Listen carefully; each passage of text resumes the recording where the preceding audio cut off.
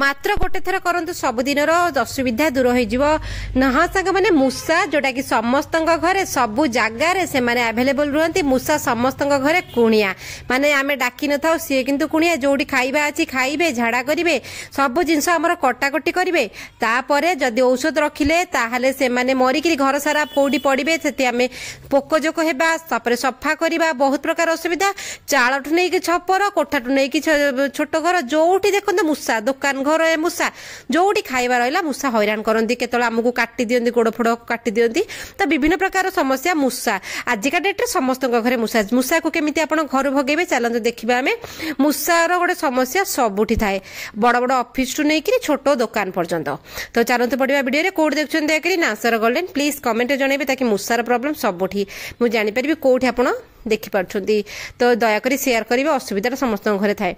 नमस्कार सांग मैंने जय जगन्नाथ। तो ये मूषा आप कौन करेंगे से देखी नियंतु मूषा प्रथम आम गोटे गिना नवा गोटे गिनार अर्ध ग्लास पानी पकेबे ना गोटे कप पानी पकेबे आ गोटे कप पानी रे आपण चेष्टा करेंगे गोटे चामच लुण पकेबा लुणटा किंतु भले कि डिजल्व हम माने भले कि मिसीज से अनुसार आम गुलेबा लुणटा हो सारा पर आप ने बेकिंग सोडा जोड़ा कि आम तो भल खाइबा सफा करने सब किंतु से यहाँ भल नुह लुण बेकिंग सोडा बहुत जिनस अच्छी मूषा मैंने पसंद करती जीव जंतु कीट पतंग पसंद करती तो सही सब जिन आम सब कम व्यवहार कर लुण आ बेकिंग सोडा भल भाव में मिसीज आम दाढ़े रखीदबा तापर नहीं जा गोटे पियाज पियाजर एत चमत्कार थाए आप निजे विश्वास करें घरे आम मसला ठू व्यवहार करके विभिन्न कम पियाज साहाय्य करे गोटे छोट पियाज ने छोट दिखंड कर काटी नेबे आपण को इच्छा पूरा प्याज यूज करें ना फाड़े करेंगे पियाज टाक आम ग्रेटर घसी दबा जदि आप मिक्सी रे पेसिक तार पूरा पेस्ट करने आपड़ जमी करेंगे सेमती बहुत भल हम किंतु पियाज गोटे परिबा हूँ आमर मसला यहाँ आमर पानी ता भितर बहुत थाए से जो पियाजर रसटा कड़ा रसटा से रसटा बहुत साहाय्य करबा आमको एठी पियाजर बास्ना बहुत प्रकार पोकजोक को पसंद हुए जमीक आम झिटिपिटी असरपा मूषा एमान को बिल्कुल पसंद नुह अलग अलग गंध से पसंद नुह कारण से खाइबा खोजा आसते यही सब गंध हेल्ले भारी अकलिया लगे तो ये घसी देकरी कौन कली ये घसीदबा ये जो लुण पानी आम कर बेकिंग सोडा और लुण से पियाज टी चिपुड़ी दबा चिपुड़ी जी रस बाहर ये रस ना काफी कारण आम आखिर जब लुह बाहर से केमती लगे देखा चिंता करूँ यही सब जिनस आम पूरा पियाज पकेबी ता भितर ठीक अच्छे आपड़ कौन करेंगे एक चुपुड़ी देवे हम जो पियाज पूरा पेस्ट करी पूरा जमी माखन भाया पेस्ट होती पकेबे तापर नहीं जा कि गोलम लवंग लवंग 10-12टी जदि ने बहुत भल हम 10-15टी लवंग ने कौन करवा आम गोटे कुटारे कुटी नवा कारण एति लवंग मिक्सी धरनी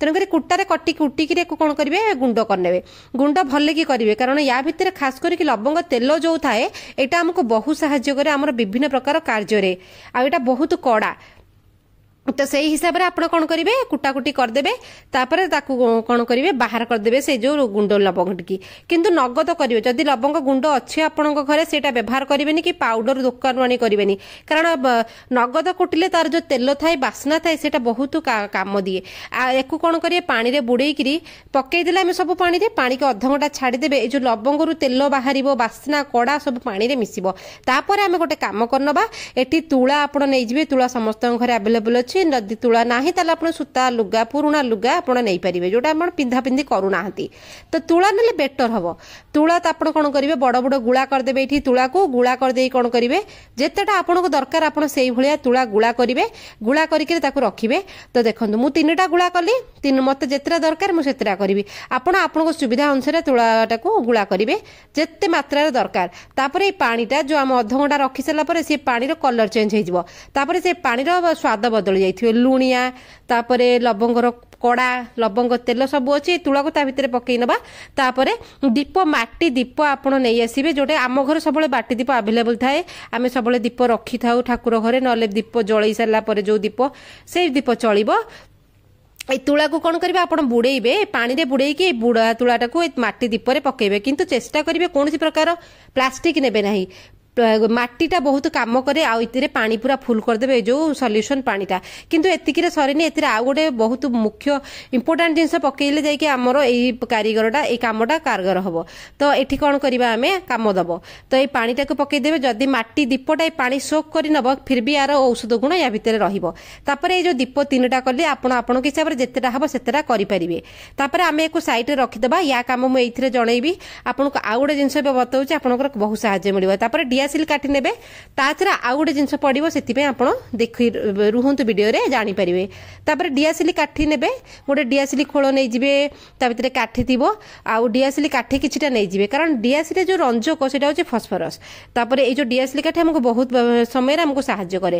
ଏଇ କାଠିକି ଆପଣ କ'ଣ କରିବେ, ଏତିକି କାଠି ନେଲେ ଆପଣ ଆପଣଙ୍କ ହିସାବରେ ଅଧିକ ବି ନେଇପାରିବେ, ଆପଣଙ୍କ ରିକ୍ୱାରମେଣ୍ଟ ହିସାବରେ। କି ବ୍ୟବହାର କେମିତି କ'ଣ ପାଇଁ କେତେବେଳେ କରିବେ ସେଇଟା ଜାଣି ନିଅନ୍ତୁ। ତାପରେ ଦେଖନ୍ତୁ କାଠିକି ଆମେ ରଞ୍ଜକ ସାଇଡ୍ରେ କ'ଣ କରିବା ନେବା, ତା ପୂର୍ବରୁ ତୁଳା କିଛି ନେଇଯିବା। ତୁଳା ନେଇକି ତୁଳାକୁ ଭଲ ଭାବରେ ଇଏ କରିବା। କିନ୍ତୁ ଏଠି ଆପଣ ବିଲକୁଲ ବି ସୂତା କପଡ଼ା ନେବେନି, ତୁଳା ନେବେ। ଏଠି ତୁଳାକୁ ଲମ୍ବା ଲମ୍ବାରେ ଆପଣ ରଖିନେବେ, ଏମିତି ଲମ୍ବା ଲମ୍ବା କରିନେବେ, ଲମ୍ବା ଲମ୍ବାରେ ରଖିନେବେ। ରଖିକିରି କ'ଣ କରିବେ, ଏଇ ଯେଉଁ କାଠି ଗୁଡ଼ାକ ଆମେ ରଖିଛେ ଏଇ ପାଣିରେ ତୁଳା ଟିକେ ବୁଡ଼େଇବେ। ଏଇ ପାଣିର ଆଉ ଗୋଟେ ବ୍ୟବହାର ମଧ୍ୟ କହିବି, ଆପଣ ବନି ରୁହନ୍ତୁ। ଏଇ ପାଣିରେ ତୁଳାଟିକୁ ବୁଡ଼େଇକିରି ଚିପୁଡ଼ି ଆଣିବେ। କିନ୍ତୁ ତୁଳାରେ ସବୁତକ ଔଷଧ ରହିଲା, ପାଣିର ବାସ୍ନା ରହିଲା, ସବୁ ରହିଲା। ତାପରେ ଏସବୁ ବୁଡ଼େଇ ସାରିଲା ପରେ ଯେଉଁ ପାଣିଟି ବଳିବ, ଏ ପାଣିକି ଆପଣ ଟିକେ ଅଧିକ କରିଥିବେ, ୟାକୁ ଗୋଟେ ସ୍ପ୍ରେ ବୋଟଲରେ ପୁରେଇକିରି ରଖିଦେବେ ଘରେ। ସବୁଦିନ ଆପଣ ସ୍ପ୍ରେ କରିପାରିବେ, ପ୍ରତିଦିନ ଯୋଉଠି ଚାହିଁବେ ସେଇଠି ସ୍ପ୍ରେ କରିପାରିବେ। ଯେମିତିକି କାନ୍ଥ, ବାଡ଼, ଝରକା, ଡୋର ସ୍କ୍ରିନ୍, ମଶା, ମାଛି, ଝିଟିପିଟି ଆପଣଙ୍କ ଘରେ ହେବେନି। ଖାସ କରି ଝିଟିପିଟି ବହୁତ ଅସରପା, ସବୁଦିନ ସ୍ପ୍ରେ କରିବେ, ଏଇସବୁ ଜିନିଷ କମି କମି ଆପଣଙ୍କ ଘର ଆସିବ। ୱାନ୍ ଟାଇମ୍ ସଲ୍ୟୁସନ୍ ଥରେ କରିଦେଲେ ଗୋଟେ ସପ୍ତାହ ଗଲା, ପୁଣି ଆଉ ଥରେ କରିବେ। ଯେଉଁ ଜିନିଷ ମୁଁ ପକେଇଲି ସମସ୍ତଙ୍କ ଘରେ ଅଛି। ତୁଳାରେ ଯେଉଁ ଆମେ ବୁଡ଼େଇଥିଲେ ପାଣିଟି, ଏଇ ତୁଳାରେ ଡିଆସିଲି କାଠିକି କ'ଣ କରିବେ, ଗୁଡ଼େଇ ଦେବେ। ଡିଆସିଲି କାଠି ଭିତରେ ରହିବ। ଏଇ ଯେଉଁ ରଞ୍ଜକ ଗୁଡ଼ାକ ନା, ଏଇ ରଞ୍ଜକ ଗୁଡ଼ାକ ବହୁତ ପ୍ରକାରର ସାହାଯ୍ୟ ଆମକୁ କରେ। ରଞ୍ଜକଟା ଟିକେ ଉପରକୁ ରହିବ, ଡିଆସିଲି କାଠିରେ ତୁଳା ଗୁଡ଼େଇବେ। ଏଇ ଯେଉଁ ବାସ୍ନା ମଧ୍ୟ ରହିଲା, ଏକୁ ଆପଣ କେତେବେଳେ କୋଉଠି ବ୍ୟବହାର କରିବେ ଦେଖନ୍ତୁ। ଆପଣଙ୍କୁ ଯେତିକି ଦରକାର ସେତିକି ଡିଆସିଲି କାଠି ଏମିତି କରିବେ, ଆଉ ଦୀପ ଯେତେଟା ଦରକାର କରିବେ ସେଇ ଅନୁସାରେ। ଏଇ ଯେଉଁ ଦୀପ ରହିଲା, ଏ ଦୀପରେ ଆମେ ସଜାଡ଼ି ଦେଇଥିଲେ, କିନ୍ତୁ ଏଥିରେ ଆଉ ଗୋଟେ ମୁଖ୍ୟ ଜିନିଷ ପକେଇବା, ଯୋଉଥିକି ଏଇ କାମଟା ଆମର ବହୁତ ଭଲ ହବ। 3 ପ୍ରକାର ତେଲ ଏଥିରେ ପକେଇବା। ଅଲ୍ଟରନେଟିଭରେ ଯଦି ନାହିଁ ସେଇଟା, ଗୋଟେ ତ ଲିମ୍ବ ତେଲ ଆପଣ ନେବେ, ଯଦି ଅଛି ଲିମ୍ବ ତେଲ 2-3 ଡ୍ରପ୍ ଲେଖା ପକେଇବେ, ନହେଲେ ପୁଦିନା ତେଲ ପକେଇବେ, ନହେଲେ ପେପରମିଣ୍ଟ ତେଲ ପକେଇବେ।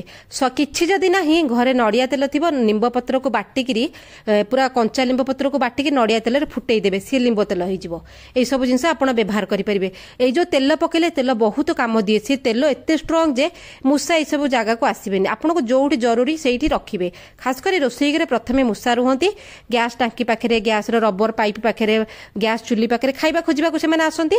ତ ଆପଣ ରଖିବେ। ଏ ଯେଉଁ ବାସ୍ନା ସେମାନଙ୍କୁ ପସନ୍ଦ ନୁହଁ। ସେମାନେ ବହୁତ ଚାଲାକ, ସ୍ମରଣ ଶକ୍ତି ବହୁତ ତାଙ୍କର ତେଜ, କାନର ଶୁଣିବା ଶକ୍ତି ବହୁତ ତେଜ। ସେ ଫଟକିନା ସେ ଜାଗାରୁ ପଳେଇବେ।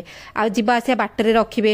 ଆପଣଙ୍କ ଘରେ ଯୋଉଠି ମୂଷା ରହୁଛନ୍ତି, ଷ୍ଟୋର ରୁମ୍ରେ ଖାଦ୍ୟଶସ୍ୟ ଯୋଉଠି ରହୁଛି, ଧାନ ଚାଉଳ ରହୁଛି, ସେଠି ରଖିବେ। ଦେଖିବେ ଧୀରେ ଧୀରେ ଏମାନେ କମି କମି ଆସିବେ ଆପଣଙ୍କ ଘରୁ। ତେଣୁକରି ହୋମ୍ ରେମେଡି ବେଶ ମନେ ରଖନ୍ତୁ, ସବୁବେଳେ ଟାଇମ୍ ନିବ। କିନ୍ତୁ ଆପଣ ମାସକୁ ଯଦି 3-4 ଥର ଏମିତି କରିବେ, ଦେଖିବେ ଏଇସବୁ କୀଟ, ଛୋଟ ଛୋଟ ପୋକ ଜୋକ ସମସ୍ତେ କମିବେ। କିନ୍ତୁ ଔଷଧ ରଖିଲେ ସଫାସଫି କରିବାଟା ବଡ଼ ଚିନ୍ତା ଥାଏ। ପିଲାମାନେ ଘରେ ରୁହନ୍ତି, ତେଣୁକରି ବିଭିନ୍ନ ପ୍ରକାର ଅସୁବିଧା ଥାଏ। ଏଇ ଯେଉଁ ଡିଆସିଲି କାଠିର ଯେଉଁ କାମଟା ଆମେ କଲେ, ଏଇ ଯେଉଁ କାଠିକି ଆପଣ ଯୋଉଠି ଲୁଗାପଟା ରଖୁଛନ୍ତି, ପିଲାଙ୍କ ବହିପତ୍ର ରଖୁଛନ୍ତି, ସେଇଠି ରଖି, କାରଣ ଅସରପା ବୁଲନ୍ତି, ଝିଟିପିଟି ବୁଲନ୍ତି, ଅଣ୍ଡା ଦେଇ ଦିଅନ୍ତି ଲୁଗାପଟା ଭିତରେ। ଆଉ ପିଲାଙ୍କ ବହିପତ୍ର ଭିତରେ ଅସରପା ରହିବେ, ଅଣ୍ଡା ଦେବେ।